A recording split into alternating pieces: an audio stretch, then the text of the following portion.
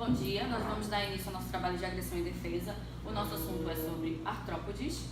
E artrópodes são animais dotados de patas articuladas que possuem um esqueleto externo, que é chamado de exoesqueleto, e é nitidamente segmentado. Esses são alguns dos animais que nós temos de exemplo, no caso o besouro, a borboleta, o carrapato, a aranha, o caranguejo e a pulga. E aqui tem algumas características gerais a respeito dos artrópodes. Todos os artrópodes eles possuem corpo dotado de vários segmentos e apêndices articulados, que são patas e antenas, e que possibilitam os movimentos.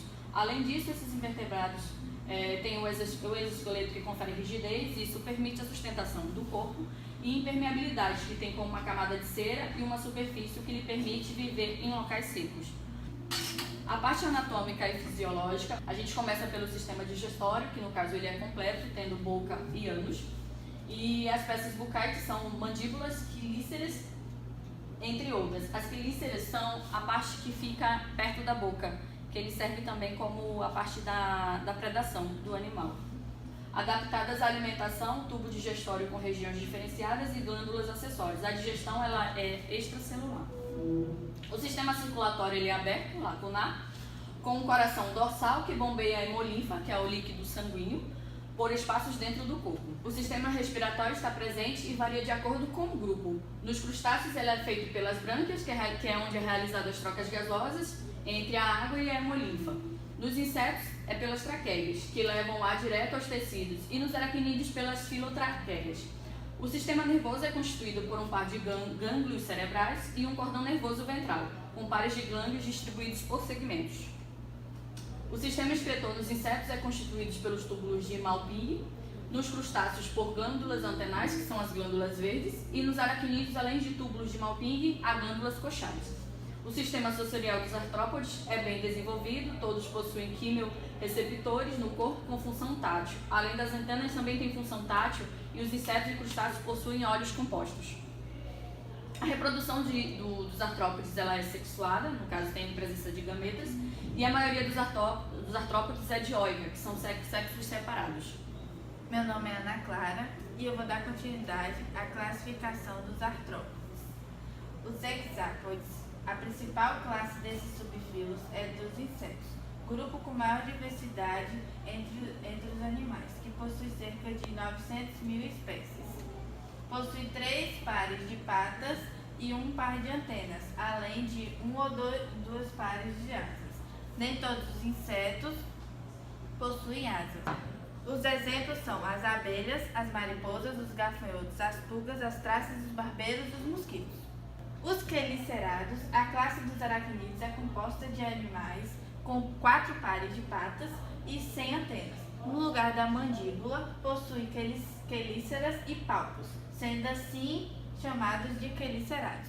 Um exemplo é aranha, carrapato, escorpião e ácaros.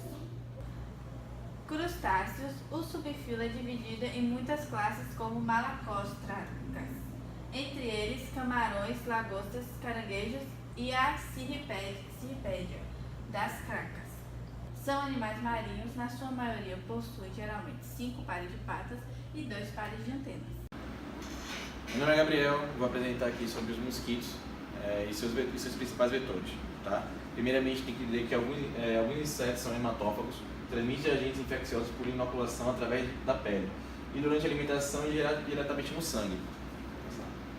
Aqui são os principais mosquitos que a gente vai estar conversando sobre ele, apresentando, que são mosquitos Aedes aegypti, que transmitem a febre amarela, dengue e a dirofilariose, mosquitos Aedes aegypti também e o albopictus, que transmite a febre da chikungunya e o zika vírus.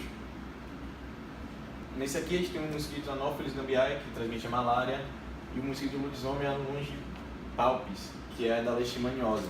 Nem todos eles a gente vai apresentar sobre as doenças, a gente caracterizou alguns aqui desses mosquitos para estar transmitindo para vocês. O principal aqui que a gente vai apresentar é o Aedes aegypti, tá? O Aedes aegypti é um mosquito que é transmissor da dengue, febre amarela, da chikungunya, zika vírus e a dirofilariose, a principal. Pode passar. Seu ciclo de vida se distingue em ovo, larva. A larva tem 4 são 4 estágios larvários, pupa e adulto, na fase adulta. O ciclo de vida dele: ovo, a larva, são quatro fases diferentes, porque vai depender muito da ocasião, como é que a larva vai se sair, no caso. Se tiver pouca alimentação, tiver muita alimentação, se a temperatura for ideal, então tudo isso vai depender. Em questão do ovo, o ovo, após o mosquito fêmea colocar o ovo em bordas, não é na água, todo mundo fala que é na água, mas ela não coloca o ovo na água, ela coloca os ovos na borda da água, e aí quando chove, o ovo acaba entrando na água. Por isso que o ovo do mosquito da Aedes aegypti pode demorar 1 ano para eclodir, ele pode esperar esse tempo todo. Então, após ele eclodir, a larva também tem 4 ciclos, que aí vai depender também da situação. E após o ciclo da larva, vira a pupa. A pupa é dividida em tórax e abdômen. Tórax, essa parte aqui, e o abdômen, tá? E a fase adulta. O mosquito da dengue, fêmea e macho, dá para distinguir muito fácil pelo tamanho, a fêmea é sempre maior. O macho, ele tem as plumas mais bonitas, assim dizendo, né? E a pulpa é essa parte aqui e ele é maior. A girofilariose é uma doença parasitária provocada pelos vermes que se alojam no coração. Essa doença é transmitida através do mosquito Aedes, tá? A doença é conhecida como a verme do coração. O mosquito, após picar um vetor não. O mosquito, após picar um ser que tenha essa doença, ele acaba sendo transmissor dessa doença. O mosquito, ele não nasce com essa doença, tá? Ele acaba pegando e transportando para outra pessoa ou para outro cão. Gato também são vítimas dessa doença. Após ele passar essa doença para outro animal, demora de torno de 10 a 15 dias. Após a ingestão de uma microfilária, o mosquito pode parasitar outro cão e transportar essa doença para outro cão, gato ou até mesmo um ser humano. Após 90 dias da transmissão desse parasita, o parasita vai se alojar no átrio direito do coração, e após 6 meses a doença vai estar podendo passar para todo o corpo. Na fase inicial da doença não aparecem muitos sintomas dela. Após a medida do tempo, após esses 6 meses da doença, alguns sinais são claros: falta de ar, a língua vai ficando mais escura, o animal não consegue fazer exercício físico, e com isso tem sintomas totais da doença da girofilariose. Pode passar. Em infecção experimental em camundongos, foi demonstrado que a população de eosinófilos e neutrófilos aumenta quando o sistema imune deixa estimulado por antígeno da L3 e pelo parasito adulto. Os neutrófilos se acumulam nos rins e nas paredes das artérias pulmonares. A formação de reação granulomatosa é iniciada quando há parasitas nos ramos arteriais pulmonares. Meu nome é Maria Clara, eu vou apresentar sobre o mosquito Lutisomia longipalpis, conhecido também popularmente como mosquito palha, e ele é o principal transmissor da leishmaniose. Bom, o mosquito palha é um inseto díptero da subfamília denominada Flebotomina. Dos gêneros de flebotomíneos, o Lutisomia é o maior e de mais ampla distribuição geográfica. Este inseto é o principal transmissor da leishmaniose. Gostam de lugares com pouca luz, úmidos, sem ventos e que tenham alimento por perto. De modo geral, para seu desenvolvimento requerem temperaturas entre 20 e 30 graus de umidade superiores a 80% e matéria orgânica. Ambos os sexos necessitam de carboidratos, que são extraídos da seiva de plantas como fonte energética. Costumam picar também a partir do pôr do sol até a madrugada. Sobre o ciclo de vida deles, eles são holometábulos, cuja metamorfose se processa de forma integral, ou seja, eles têm as fases de larva, pupa e imago bem diferenciadas, bem definidas. Suas fases larvais desenvolvem-se e alimentam-se de matéria orgânica depositada no solo. Sobre o ciclo de vida desse mosquito, eles são holometábulos, ou seja, a metamorfose se apresenta de forma integral, apresentando fases de larva, pupa e imago bem diferenciadas. Suas fases larvais desenvolvem-se e alimentam-se de matéria orgânica depositada no solo, enquanto os adultos de ambos os sexos se alimentam de açúcares de plantas. Somente as fêmeas adultas são hematófagas, ou seja, elas se alimentam de sangue. sendo o sangue um alimento importante para a maturação dos ovos. O ciclo de vida completo compõe-se da fase embrionária, de 7 a 10 dias, da fase larvária, de 15 a 60 dias, da fase de pupa, de 7 a 14 dias, e da fase adulta, que é aproximadamente 20 dias. A leishmaniose é considerada uma antropozoonose, ou seja, doença que acomete animais silvestres e eventualmente o homem. É uma doença de evolução longa, podendo durar alguns meses ou até ultrapassar o período de um ano. Há 2 tipos de leishmaniose, a leishmaniose tegumentar e a leishmaniose visceral. A leishmaniose tegumentar caracteriza-se por feridas na pele, que se localizam com maior frequência nas partes descobertas do corpo. Tardiamente, podem surgir feridas nas mucosas do nariz, na boca e na garganta. Ela pode ser causada por 3 espécies diferentes do micro-organismo Leishmania. O Leishmania amazonensis, Leishmania guianensis, na região amazônica, e o Leishmania brasiliensis, que é distribuído por todas as regiões do país. Bom, a leishmaniose visceral ou calazar é uma doença sistêmica, pois acomete vários órgãos internos, especialmente o fígado, o baço e a medula óssea. Esse tipo de leishmaniose acomete essencialmente crianças de até 10 anos. Após essa idade, se torna menos frequente. Ela é causada pelo protozoário Leishmania chagas e seus principais sintomas são emagrecimento, febre baixa e aumento do baço e fígado. As fontes de infecção das leishmanioses são principalmente os animais silvestres e os insetos flebotomíneos, que abrigam o parasita em seu tubo digestório. Porém, o hospedeiro também pode ser o cão doméstico. Na leishmaniose cutânea, os animais silvestres que atuam como reservatórios. E a maioria desses animais são roedores silvestres e também tamanduás e preguiças. Na leishmaniose visceral, a principal fonte de infecção é a raposa do campo. Resposta imune. As infecções por leishmania podem levar a uma resposta imunológica caracterizada pelo aumento de células TCD4+, e um perfil de citocinas TH1 ou TH2. Paralelamente à existência de uma resposta imunológica por parte do hospedeiro, a sobrevivência e a persistência parasitária dependem de estratégias de escape da resposta imune adaptativa. A modulação de citocinas pode ocorrer através da inibição e desativação dos macrófagos, pela supressão ou perda da indução da ativação de citocinas, a inibição da apresentação de antígeno e da estimulação de células T, pela supressão, internalização e degradação de moléculas MHC2 e a alteração da função e diferenciação de células T através da indução e expansão de células do tipo TH2. Os antígenos são processados dentro dos macrófagos e apresentados às células TCD4+, que determinarão uma resposta do tipo TH1 ou TH2. O tipo de cepa e a dose inoculada do parasito, o sítio de inoculação, a saliva de algumas espécies de flebótomos, aspectos imunológicos e predisposição genética do hospedeiro podem influenciar nessa resposta.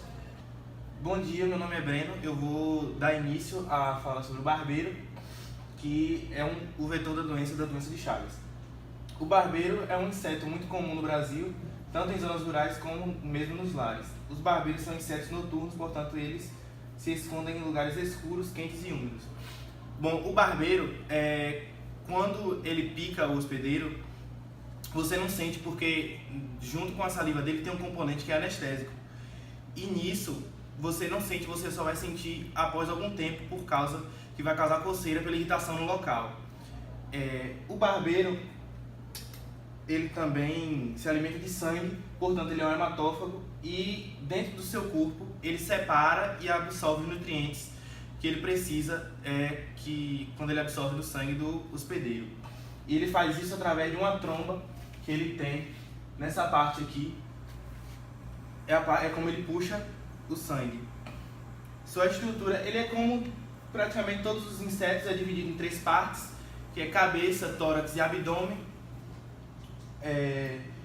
Ele é muito fácil de ser reconhecido porque ele normalmente é preto ou cinza escuro e tem algumas manchas no seu corpo, que é muito fácil de diferenciá-lo de qualquer outro inseto. Seu ciclo de vida se divide em 3 partes, que é de ovo a ninfa, só que na sua parte de ninfa ele se divide em 5 estágios. E nesses 5 estágios ele não pode ser diferenciado de macho ou fêmea, pelo fato de que ainda não ser um animal maduro e não ter sua genitália totalmente desenvolvida. A partir já no 5º estágio, já para se tornar adulto, que você consegue diferenciá-lo. Quando o barbeiro ele pode se tornar um barbeiro infectado, ele pode se tornar em qualquer uma das fases do seu ciclo de vida. Ele pode se tornar um barbeiro infectado, que ele faz isso de acordo com que ele puxa o sangue do seu hospedeiro, que ele adquire o tripanossoma e no seu corpo, através das reações acontecidas, ele torna o tripanossoma cruzi, se tornando um barbeiro infectado. Uma fêmea, ela põe cerca de 200 ovos a cada ciclo de vida, porque ela só põe uma vez. Fêmea só consegue pôr ovos uma vez durante toda a sua vida, e sua vida é em média de 1 a 2 anos. Bom dia, meu nome é Beatriz e eu vou falar agora sobre a doença de Chagas. A doença de Chagas é transmitida através da fezes do barbeiro, que contém as formas infectantes do Trypanosoma cruzi, um protozoário. É uma zoonose, ou seja, o protozoário infecta diversos animais na natureza e acidentalmente o homem. Disso decorre a dificuldade em irradiar a doença, porque há inúmeros animais hospedeiros, tanto em ambiente silvestre, perisilvestre e doméstico. O Trypanosoma cruzi infecta o hospedeiro vertebrado, geralmente leva ao surgimento de uma infecção crônica. A cura espontânea nunca foi reportada, sugerindo que potentes mecanismos de evasão do sistema imune foram desenvolvidos pelo parasita. Por sua vez, desenvolve uma resposta imune bastante robusta no transcorrer da fase aguda da doença de Chagas, o que leva à diminuição de parasitemia e parasitismo tecidual, o qual se mantém baixo durante a fase crônica da infecção. Meu nome é Elisa e eu vou apresentar sobre carrapatos. Os carrapatos, eles são para artrópodes ectoparasitas, ou seja, eles vivem na superfície do corpo. E também são hematófagos, que eles se alimentam do sangue do seu hospedeiro. Quando o carrapato ele apresenta um formato engurgitado, ele é oval. Já quando ele não se alimenta de nenhum sangue do seu hospedeiro, ele apresenta um formato plano. Esses artrópodes são classificados em 2 famílias, o Ixodidae e o Argasidae. Os machos ixodídeos, eles possuem um escudo dorsal quitinoso, que são conhecidos como os carrapatos duros. Já o Argasídeos, eles não possuem esse escudo, então eles são considerados como carrapatos moles. O ciclo de vida da fêmea, após ela se alimentar, ela vai para o solo e deposita seus ovos. Logo em seguida, as larvas nascem e ficam à espera do seu hospedeiro. Quando elas se implantam no seu hospedeiro, elas se alimentam, descem para o solo novamente e se tornam ninfas e ficam à espera de outro hospedeiro. Quando elas se implantam de novo no outro hospedeiro, elas se tornam carrapatos adultos e o ciclo se repete novamente. Nós vamos apresentar sobre esses 2 carrapatos, o Rhipcephalus sanguineus, que ele transmite a doença babesiose e ehrlichiose, e os carrapatos Amblyomma cagenense, que eles transmitem a doença febre maculosa. Dependendo da espécie, esse ácaro pode ser monoxeno, ou seja, ele realiza todas as suas mudanças em apenas um hospedeiro, alimentando-se só dele. Ou pode ser heteroxeno, possui mais de um hospedeiro, realizando suas mudanças no solo. O controle desse vetor pode ser feito através de aplicações acaricidas nas paredes e nos pisos das instalações, aplicações de banho carrapaticidas, enquanto nos animais de grande porte pode ser utilizados o roll-on no seu dorso, realizando também limpeza nas pastagens, mudança de vegetação, e com isso você vai ter o controle desse parasita. Meu nome é Priscila e eu vou dar continuidade sobre carrapato. O carrapato Rhipcephalus sanguineus, vulgarmente conhecido como carrapato vermelho do cão, é um carrapato trioxeno e se alimenta principalmente em cães e acidentalmente em outros hospedeiros, incluindo seres humanos. A autoinfestação em cães provocam desde leves irritações até anemia por ação esfoliadora. Pode atacar qualquer região do corpo, porém é mais frequente nos membros anteriores e nas orelhas. É considerado o principal transmissor da babesiose canina e da ehrlichiose. A transmissão pode ser transovariana e pode também permitir vírus e bactérias. Pode atacar o homem causando dermatites. A babesiose é transmitida pelo carrapato vermelho do cão e se dá quando o carrapato pica um animal doente e depois pica outro sadio.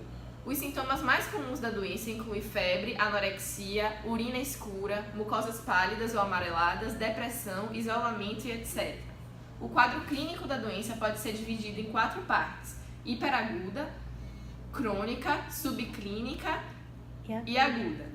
A atuação da doença se dá nos glóbulos vermelhos, podendo danificar o fígado, rins e baço. Em casos mais graves, quando problemas neurológicos se manifestam, o animal pode morrer em até 4 dias. O tratamento da babesiose se dá pela administração de medicamentos próprios por um veterinário. As babesioses são enfermidades ocasionadas por protozoários intraeritrocitários obrigatórios pertencentes ao gênero Babesia. Os macrófagos possuem papel fundamental no controle da infecção, atuando como primeira linha de defesa na imunidade inata, produzindo citocinas pró-inflamatórias e radicais livres de oxigênio e nitrogênio, os quais são tóxicos para o parasita. Os linfócitos TCD4 intermediam a resposta imune adaptativa através da produção de citocinas e da estimulação de linfócitos B a produzirem e secretarem IgG1 e IgG2. Meu nome é Lorena e eu vou dar continuidade à parte de carrapatos. A erliquiose é uma doença que tem como seu principal transmissor o carrapato vermelho do cão, mas também pode ser adquirida por transfusões sanguíneas. Os principais sintomas nos animais são falta de apetite, perda de peso, febre, secreções e hemorragia nos olhos e nariz e dificuldade na respiração, além de hematomas na pele. Meu nome é Fernanda, bom dia. Eu vim falar sobre o carrapato amblioma cangênese. Aqui nós temos os estágios. Temos o estágio larval, o ninfa, o adulto macho e o adulto fêmea. O amblioma cangênese é uma espécie de carrapato da família Exiodae, também conhecida como carrapato estrela ou carrapato do cavalo, que tem como hospedeiro preferidos os equídeos, mas também pode parasitar bovinos, outros animais domésticos e animais silvestres também. A transmissão se dá à rickésia, pela picada do carrapato, em qualquer uma das suas fases, pode ser larval, a ninfa, em adulto. Para que o carrapato transmita a doença, é necessário que fique aderido à pele, se alimentando por um período de 6 a 10 horas. Ao aplicar e após se alimentar, o carrapato transmite o micro-organismo por meio de suas glândulas salivares. É importante notar que as picadas das larvas e das ninfas, por serem menos dolorosas, são mais difíceis de serem percebidas. A probabilidade de transmitir o micro-organismo é maior. Se não diagnosticada, a febre maculosa pode matar o hospedeiro em até 2 semanas. Então é muito importante fazer os exames para fazer a averiguação da doença. Meu nome é Marco e eu vou apresentar sobre a resposta imune da febre maculosa. A partir da picada do carrapato infectado, a rickésia se espalha pelo organismo, pelos vasos linfáticos e pequenos vasos sanguíneos, atingindo a pele, cérebro, pulmão, coração, fígado, baço, pâncreas e trato gastrointestinal completo. A penetração nas células do hospedeiro ocorre por fagocitose induzida, ou seja, uma célula fagocitária come o patógeno e a partir disso ele rompe o fagossoma que ele está sendo digerido e começa a infecção. Com a penetração nas células endoteliais ocorre uma resposta inflamatória muito rápida de fase aguda, mediada pela produção de citocinas como TNF-alfa e IFN-gama, levando a um aumento da permeabilidade vascular, hipovolemia, que é pouca quantidade de volume no sangue, e, consequentemente, hipoalbuminemia. A resposta inflamatória imunológica, mediada pelo aumento de citocinas como TH1 e TH2, parece ser importante no processo de identificação da doença. O período de incubação da febre maculosa pode variar de 2 a 14 dias, com média de 7 dias até o aparecimento dos sintomas.